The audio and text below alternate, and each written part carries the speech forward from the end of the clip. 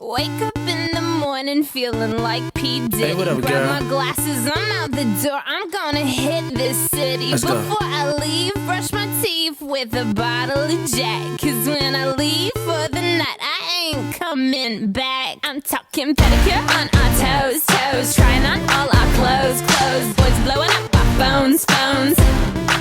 Drop top and playing our favorite CDs. Pulling up to the parties. Trying to get a little bit tipsy. Don't stop, make it pop. DJ, blow my speakers up tonight. I'ma fight till we see the sunlight. Tick tock on the clock, but the party don't stop. No. Oh, oh, oh, oh, oh, oh, oh, oh. Don't stop, make it pop. DJ, blow my speakers up tonight. I'ma fight till we see the sunlight. Tick tock on the clock, but the party don't stop. No. Oh, oh, oh, oh, oh. Terima kasih atas kesempatannya. Nama saya Rifka Amalia, NIM 2015-210-107. Di sini saya akan menjelaskan tentang metode mengumpulkan informasi analisis pekerjaan. Terdapat banyak cara dalam melakukan metode mengumpulkan informasi analisis pekerjaan. Salah satunya adalah wawancara. Wawancara adalah proses tanya jawab lisan antara dua orang atau lebih secara langsung. Wawancara analisis pekerjaan berkisar dari wawancara yang tidak terstruktur. Dalam melakukan wawancara terdiri sebagai berikut. Yang pertama, sumber informasi. Sumber informasi adalah suatu bagian dari wawancara untuk mendapatkan informasi tertentu. Sumber informasi terdiri dari yang pertama, karyawan individu, yang kedua, karyawan kelompok, yang ketiga, atasan dengan pengetahuan tentang pekerjaan. Keuntungan dari wawancara adalah cepat. Maksudnya, langsung mencari informasi yang dibutuhkan. Kekurangan dari wawancara adalah informasi yang diperoleh menyimpang atau distorsi informasi. Format wawancara yaitu format wawancara dibagi menjadi dua. Yang pertama, terstruktur dan tidak terstruktur. Wawancara terstruktur, daftar yang terstruktur seperti ini tidak hanya untuk wawancara. Analisis pekerjaan yang mengumpulkan informasi dengan mengamati kerja secara pribadi atau dengan menggunakan kuesioner dua metode yang akan dijelaskan belakangan dapat juga menggunakan daftar terstruktur. Beberapa kuesioner merupakan daftar cek terstruktur. Setiap karyawan mendapatkan inventory yang mungkin terdiri atas ratusan kewajiban atau tugas. Di sisi lain, kuesioner tersebut mungkin hanya berisi pertanyaan. Contoh kuesioner yang mencakup pertanyaan terbuka, misalnya, apakah tujuan secara keseluruhan dari pekerjaan? Kuesioner yang mencakup pertanyaan terstruktur, misalnya, pendidikan yang dibutuhkan. Keuntungan menggunakan analisis pekerjaan kuesioner. Kuesioner merupakan cara yang paling cepat dan efisien untuk mendapatkan informasi dari sejumlah besar karyawan. Kekurangannya yaitu biaya dan waktu dalam mempersiapkan dan pengujian kuesioner dapat memakan waktu yang lama. Assalamualaikum warahmatullahi wabarakatuh. Terima kasih atas kesempatannya. Nama saya Vinky Alfionita, NIM 2015-210-122. Di sini saya akan menjelaskan mengenai metode mengumpulkan informasi analisis pekerjaan melalui metode observasi. Metode observasi sendiri adalah metode yang digunakan dalam mengumpulkan informasi dengan cara mengamati individu yang melakukan pekerjaan itu dan mencatatnya untuk menguraikan tugas dan kewajiban yang dilakukannya. Metode observasi ini sangat tepat dilakukan pada jenis pekerjaan yang sifatnya pengulangan. Penggunaan metode observasi memungkinkan analis dilakukan dekat dengan suasana pekerjaan di lapangan. Walaupun sifatnya pengamatan, namun tidak seharusnya analis mengamati secara kontinu perkembangan dari waktu ke waktu. Pengamatan atau observasi langsung terutama bermanfaat dalam pekerjaan yang hanya terdiri dari aktivitas fisik yang dapat diamati. Metode observasi ini juga sering digunakan dengan kombinasi metode wawancara. Salah satu pendekatannya adalah dengan mengamati pegawai pada saat melaksanakan tugasnya pada suatu daur atau cycle kerja yang lengkap.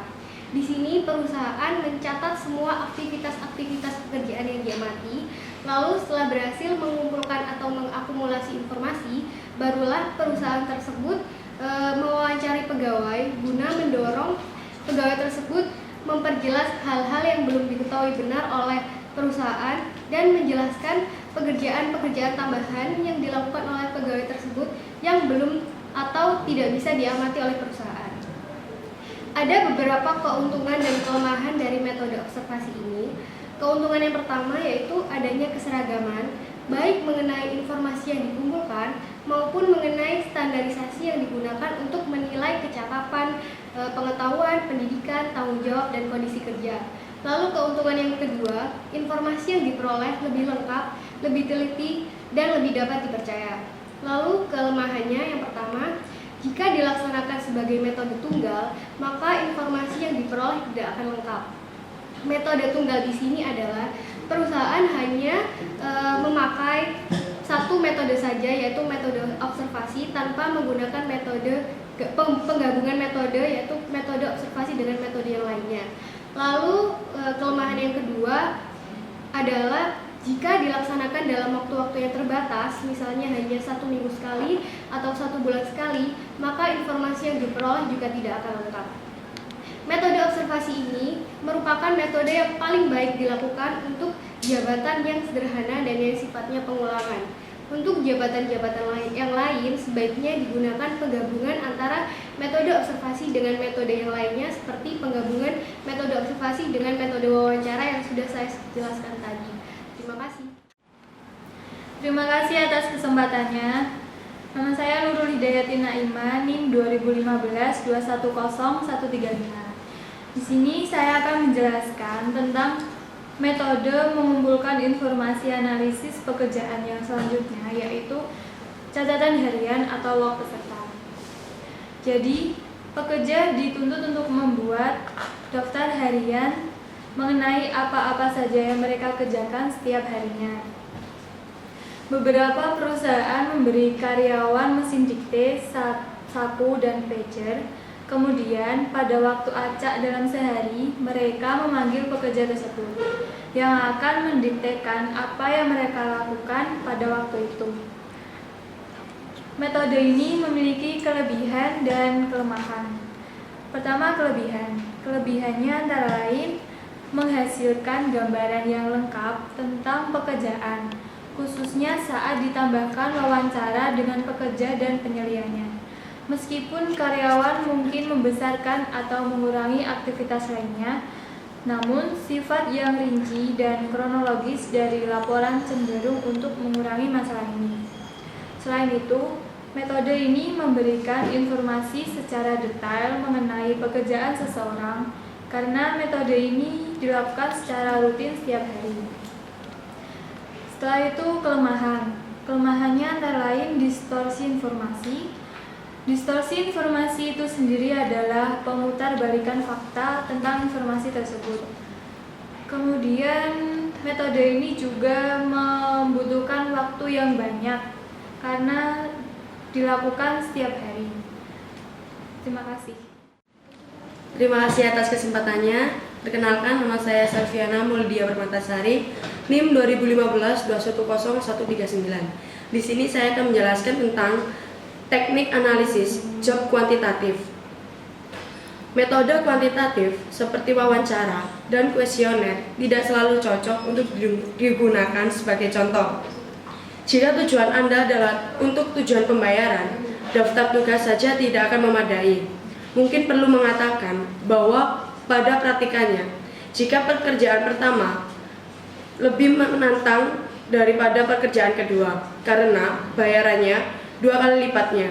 Untuk melakukan hal ini akan membantu untuk mempunyai peringkat kuantitatif untuk setiap pekerjaan.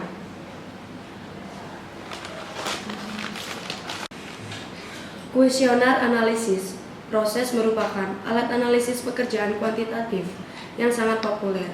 yang terdiri atas sebuah kuesioner yang mengandung 194 artikel. Ke-194 artikel tersebut masing-masing masuk ke dalam salah satu dari 5 aktivitas dasar PAQ. Kekuatan PAQ adalah dalam memasukkan pekerjaan ke dalam kelas-kelas pekerjaan untuk tujuan pembayaran.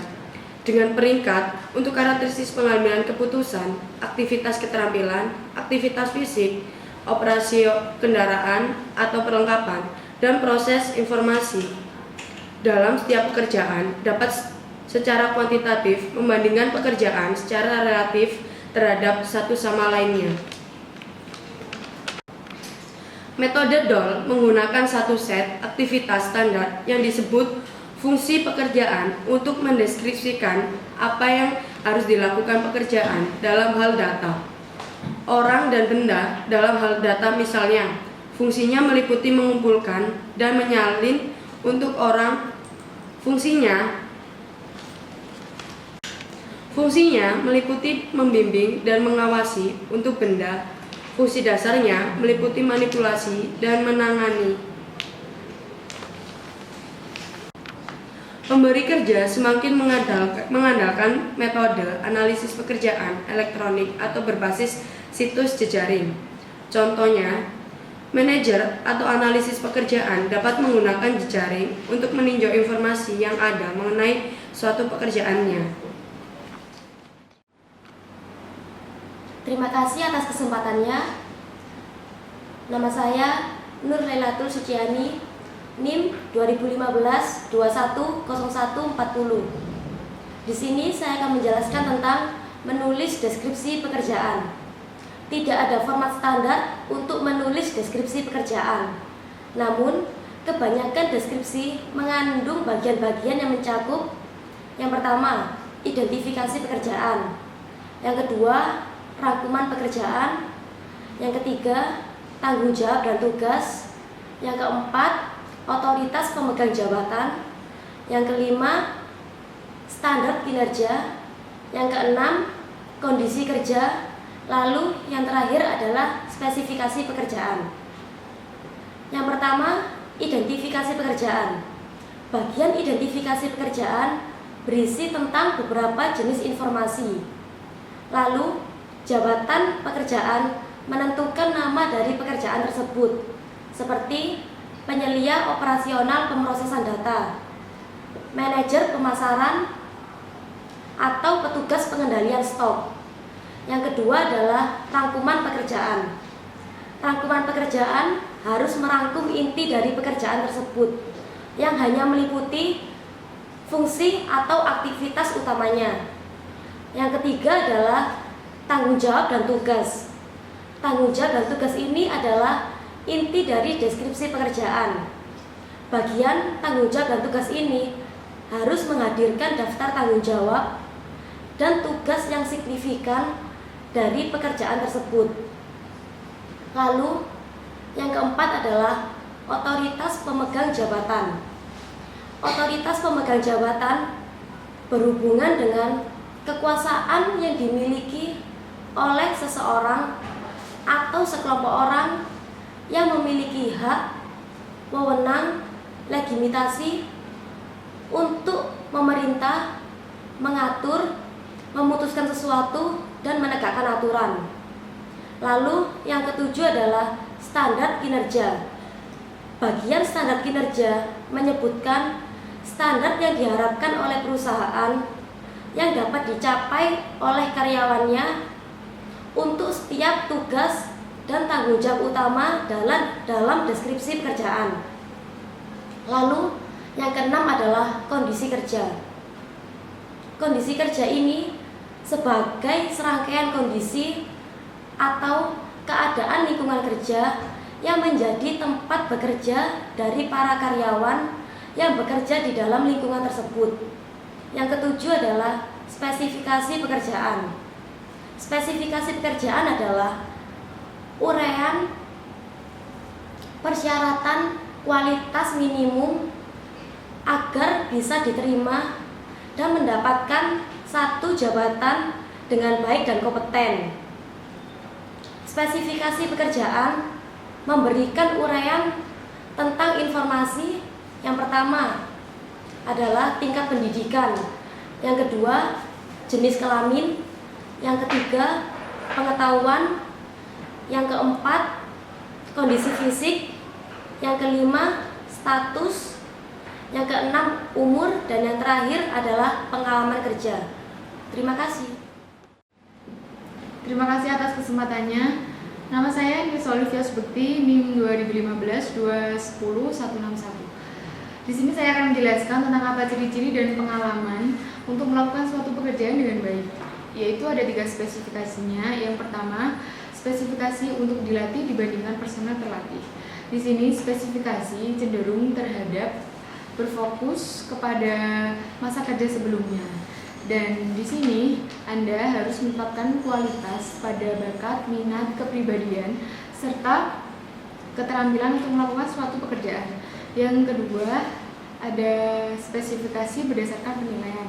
Spesifikasi di sini berdasarkan pada mencerminkan tebakan terdidik dari orang-orang seperti penyelia dan manajer sumber daya manusia.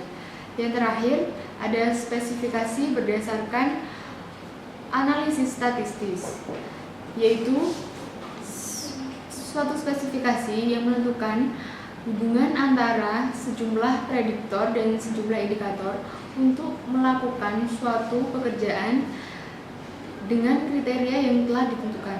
Terima kasih. Baik, terima kasih atas kesempatannya. Nama saya Muhammad Syafruddin Aji, NIM 1-2015-210-177. Saya akan menjelaskan analisa pekerjaan dalam dunia pengangguran. Ada 3 desain yang bisa digunakan manajer untuk mengalokasikan para pekerjanya atau mengalokasikan sumber daya manusia. Salah satunya adalah dapat menggunakan sistem job enlargement atau job perbesaran, yang dimana ini manajer memberi keputusan perusahaan mengadakan perbesaran wilayah pekerjaan, yang dimana akan sangat banyak membutuhkan para pekerja. Yang sebagai contoh, mungkin dalam suatu perusahaan atau satu divisi hanya memberdayakan 5 atau 10 orang pekerja.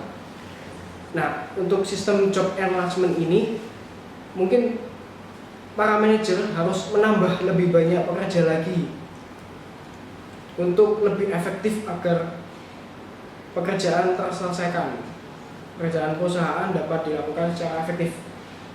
Lalu untuk sistem yang kedua, manajer juga dapat membuat sistem job rotation, yang dimana ini para pekerja yang awalnya pada divisi tertentu mungkin sedang mengalami kejenuhan atau kebosanan ini maksud saya.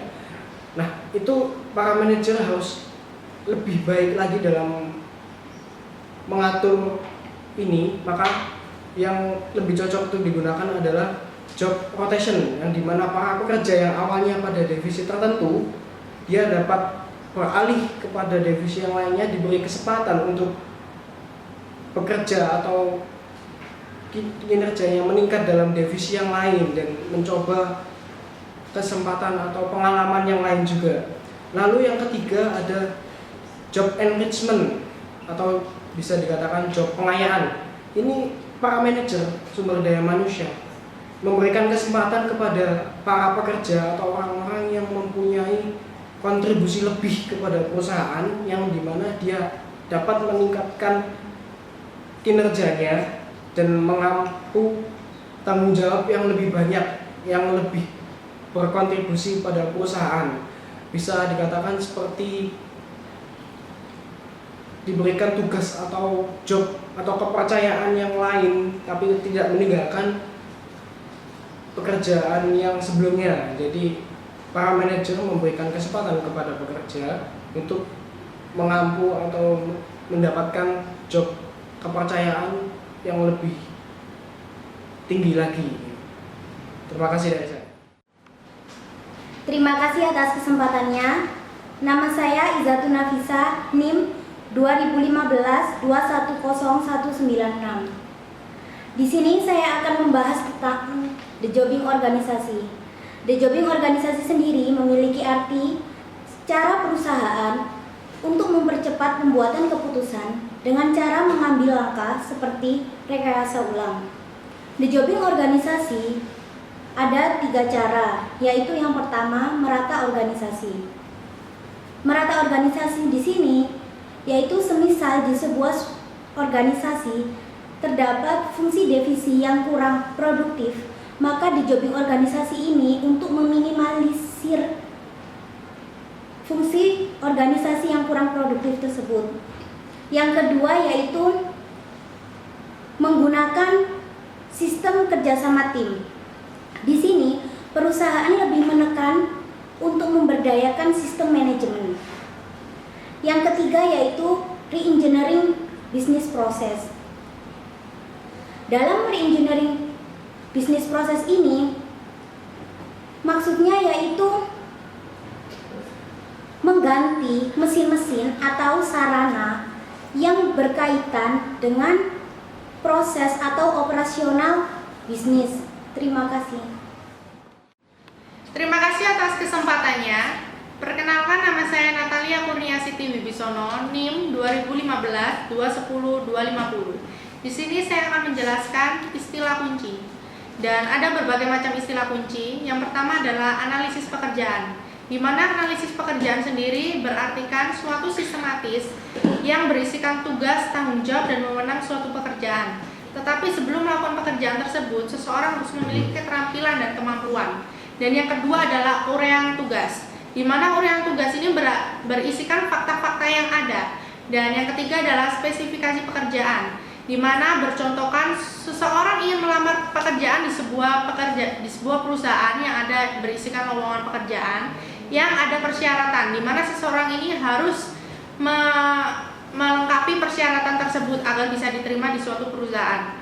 Dan yang keempat adalah bagan organisasi, di mana di suatu perusahaan pasti akan adanya organisasi, tim, ataupun kelompok. Dan perusahaan pasti akan memberikan tugas masing-masing di setiap individu yang ada. Dan yang selanjutnya adalah grafik proses, di mana di semua perusahaan pasti memerlukan sebuah grafik proses untuk melihat bagaimana perusahaan ini untung ataupun rugi, ataupun meningkat ataupun menurun di suatu perusahaan per tahunnya. Dan selanjutnya adalah buku harian atau catatan. Karyawan yang ada di suatu perusahaan pasti harus memiliki suatu buku harian atau sebuah catatan untuk berisikan pekerjaan-pekerjaan apa yang harus ia jalankan. Dan selanjutnya adalah analisis posisi kuesioner. Perusahaan pasti pernah memberikan kuesioner terhadap karyawannya ataupun masyarakat luar untuk bertujuan untuk perusahaan ini bisa melihat bagaimana perusahaannya ini dipandang oleh karyawannya sendiri ataupun masyarakat luar. Dan selanjutnya adalah AS Departemen Tenaga Kerja. Dan selanjutnya prosedur analisis pekerjaan, di mana saya sudah menjelaskan tadi apa itu analisis pekerjaan. Tetapi di sini adanya sebuah prosedur yang harus diisikan oleh suatu pekerja. Dan yang terakhir adalah jabatan fungsional. Tidak mungkin di suatu perusahaan karyawan memiliki pekerjaan yang tetap dan itu saja. Pasti akan adanya perkembangan meningkat untuk beralih jabatan yang lebih tinggi. Baik, terima kasih.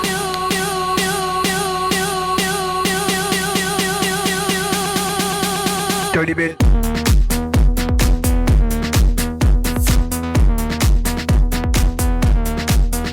Dirty bit.